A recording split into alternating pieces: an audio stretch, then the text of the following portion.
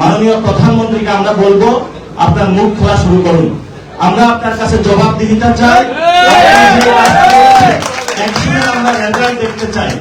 আপনি বলেছেন social safety নেটস এর আওতায় বাংলাদেশের অনেকগুলো মানুষকে বিভিন্ন খাতে কার্ড দেওয়া হবে। আমরা এটাকে অভিনন্দন জানাচ্ছি, কিন্তু সেখানে যে টাকাগুলা আপনি ব্যয় করবেন সেটা বাংলাদেশের যে বাজেট রয়েছে কত % ব্যয় করছেন, সে টাকাগুলো কোথায় থেকে আনবেন সেটাও জনগণের জানার অধিকার আছে। এবং পার্লামেন্টে সরকারি দল বিরোধী দল আজকে যে আলোচনাগুলো চলছে করছে এগুলো দেখে আমরা হতাশ।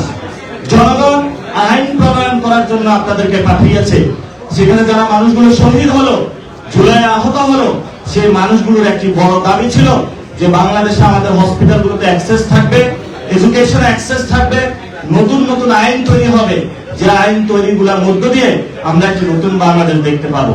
কিন্তু সরকার সেখানে গিয়ে আমরা দেখলাম কি বিরোধী দলকে একবার হলো হাস্যোজ্জ্বল মুখে হলো সমালোচনা করে, আবার হলো সরকারি দলের মধ্যেও সরকারগুলো কখনো কখনো চুপ করে থাকে।